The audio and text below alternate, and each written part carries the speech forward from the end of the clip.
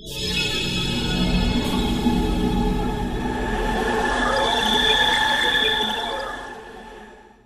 आपको बताएं कि पीपी 66 गुजरावाला के वांडू स्कूल के पोलिंग स्टेशन के बाहर नून लीग और आईपीपी कारकुनान में हाथापाई हुई है। एक दूसरे पर थप्पड़ों और मुक्कों की बारिश की गई। ये खबर कोहलू से है, जिसके दूर दराज इलाके सुफैद में करीबी पहाड़ों से पोलिंग स्टेशन पर रॉकेट दागा गया है। कराची के इलाके कोनंगी में प्रिजाइडिंग ऑफिसर और दीगर अमले से इलेक्शन बुके छीन कर फरार हो गए।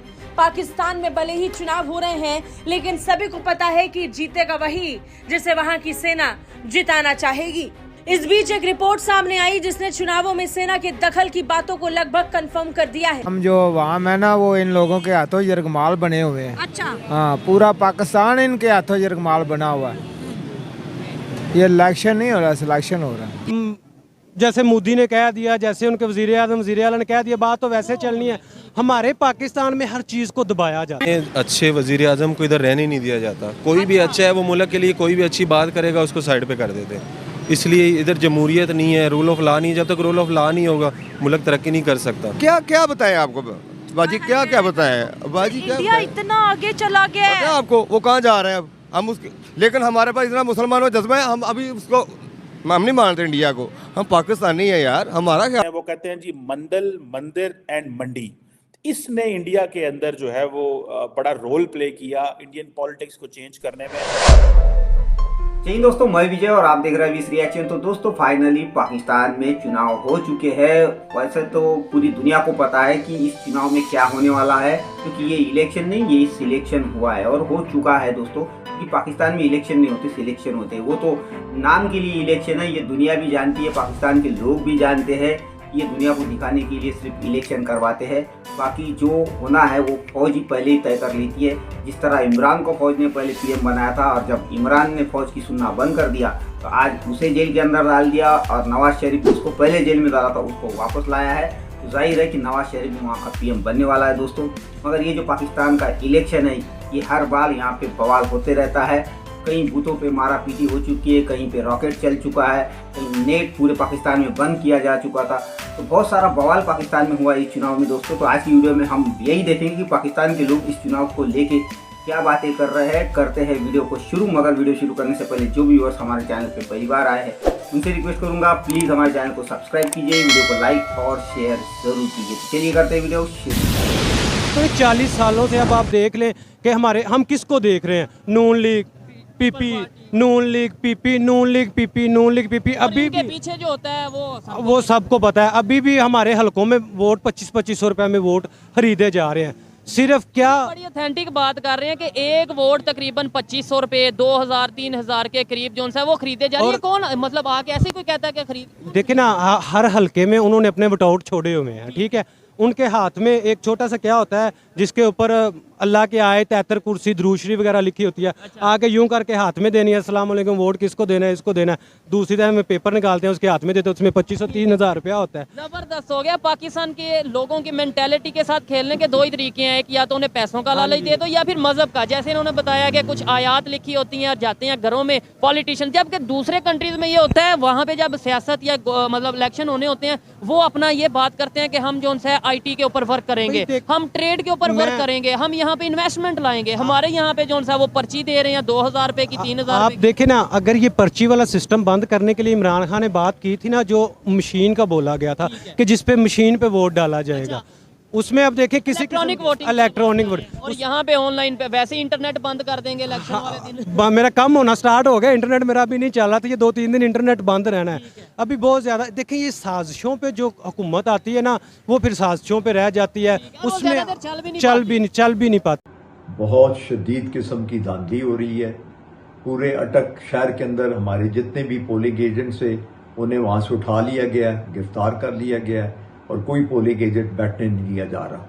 इसी तरह हमारे जो कैंप्स थे बाहर, उनको भी उखाड़ा गया है और उनको भी तितर बितर कर दिया गया है। मैं समझता हूँ ये जितना भी काम किया जा रहा है, ये जमहूरियत के लिए और इस मुल्क के लिए कोई फ़ायदेमंद नहीं है। ये बहुत बड़ा नुकसान है। जो लोग इंटरनेट बंद करने पर शोर मचा रहे हैं, तो इंटरनेट बंद करने पर क्या रो रहे हो भाई? यहाँ पर तो ईरान और अफगानिस्तान के जो बॉर्डर्स क्रॉसिंग्स हैं, उनको भी बंद किया गया। अब क्यों बंद किया गया है? उस पे जब आप सवाल उठाते हैं तो फिर पता ये चलता है कि कल के रोज 2 बड़े धमाके हुए और वो इतने बड़े धमाके थे कि उसमें दर्जनों अफराद जाँ बहक हुए। आज सुबह भी टांक में सिक्योरिटी फोर्सेस की गाड़ी पर हमला हुआ, लेकिन अभी तक अब काफी घंटे गुजर चुके, कोई ऐसे बड़े वाकये की इतला आज नहीं मिली, जिससे लग रहा है कि हालात काबू में है। लेकिन अभी शाम तक ये वोटिंग होगी। जहां मैंने आपको ये 2-3 बड़ी बातें इलेक्शन के हवाले से बता दी, वहीं पर इंटरनेशनल क्राइसिस ग्रुप की एक रिपोर्ट आई है, जिसमें उस रिपोर्ट में उन्होंने ये बहुत डिटेल में रिपोर्ट है और आईसीजी ने उस रिपोर्ट में ये प्रिडिक्ट किया है कि पाकिस्तान के ये इलेक्शन एक बड़े पॉलिटिकल टर्मोइल का नतीजा साबित होंगे अगर पोल्स डिस्प्यूटेड करार पाए। क्या आपको लगता है कि पाकिस्तान की जो है गुर्बत खत्म होगी, पाकिस्तान के अंदर जमहूरी निज़ाम आएगा, या हमारे बुरे हालात बदलने वाले हैं? नहीं, ऐसा तो कुछ नहीं लग रहा। अगर इलेक्शन का देखें तो एक पार्टी को दबाया जा रहा है और यही बात है कि ना उनको वोट हों, और पहले बहुत उनका निशान छीन लिया गया और उसके बाद उनकी अपनी पहचान ख़त्म करने की कोशिश की जा रही है। मेरे ख्याल में ऐसा नहीं होना चाहिए। ऐसे हालात बने हुए हैं तो मेरे ख्याल से ऐसा कुछ भी नहीं होगा। ये सिर्फ दावे हैं जो कि पहले भी होते रहे और अभी भी होंगे, तो वही होगा, फिर गुर्बत भी वही होगी, फिर अगले इलेक्शन में यही नारा होगा। मेरे ख्याल से भी ऐसा कुछ कोई तब्दीली नहीं आने वाली अभी तो।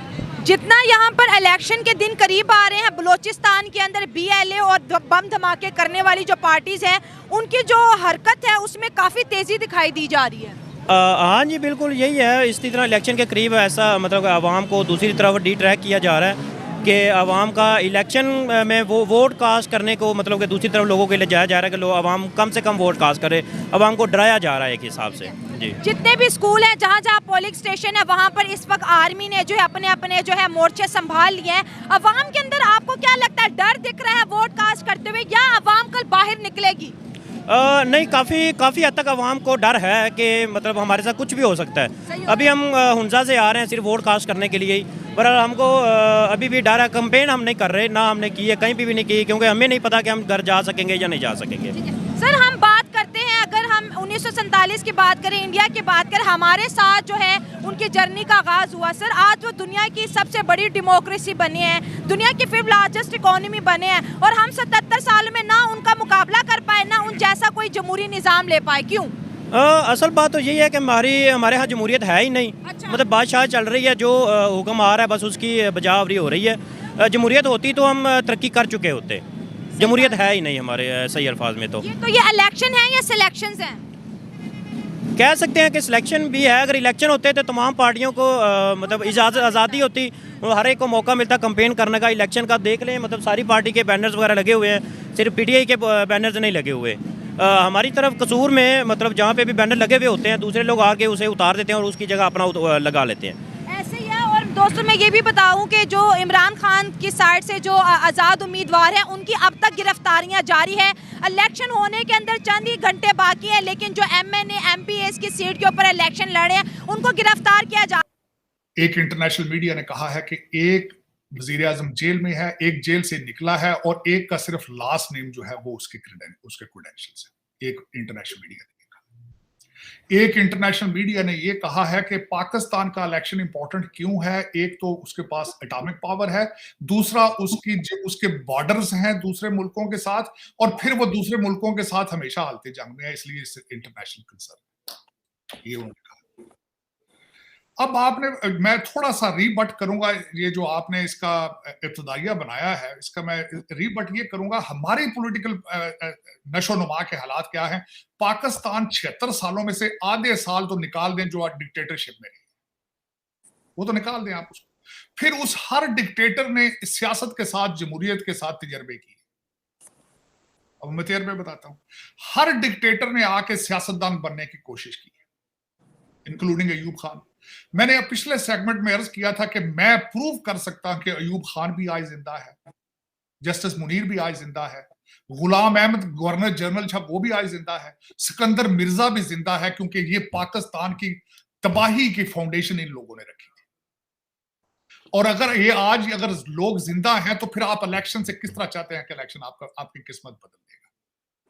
फिर मैं आज आपको बताना चाहूंगा कि आज यहाँ पे एशिया डेस्क के जो इंचार्ज हैं, आपके दोस्त हैं, क्रैगमैन, क्या उनका नाम, माइकल क्रूक, उन्होंने जो आज पाकिस्तान की तस्वीर बनाई है, और एक इलेक्शन ऐसा हो रहा है पाकिस्तान जो इलेक्शन होने से पहले ही अपनी क्रेडिबिलिटी लूज कर चुका है इंटरनेशनल इदारों की नजर में।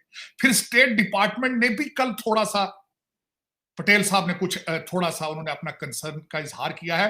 फिर उसके बाद यूनाइटेड नेशन की जो एजेंसी ह्यूमन राइट्स की, उन्होंने 24 हादसात का जिक्र उन्होंने भी किया है कि पॉलिटिकल, और फिर उसके बाद आज उनके 24 हादसात हो चुके हैं इलेक्शन रिलेटेड। तो दोस्तों ये थी आज की वीडियो। तो इस चुनाव में पाकिस्तान में जो बॉर्डर सील की गई ईरान की साइड की, बाद में अफगानिस्तान की साइड की, और जिस तरह वहाँ का इंटरनेट बंद कर दिया गया, साथ ही में कई सारे पोलिंग बूथ के ऊपर अटैक्स हुए हैं, मारपीट हुई है, लात घुसे चले हैं पाकिस्तान के अंदर, तो ये बवाल पाकिस्तान में आम है दोस्तों। और वैसे तो बलूचिस्तान में रॉकेट अटैक भी हुए हैं, और मेरे ख्याल से चुनाव जब से अनाउंस हुआ था तब से अभी तक बहुत सारे लोग मारे जा चुके हैं बहुत सारे अटैक्स में।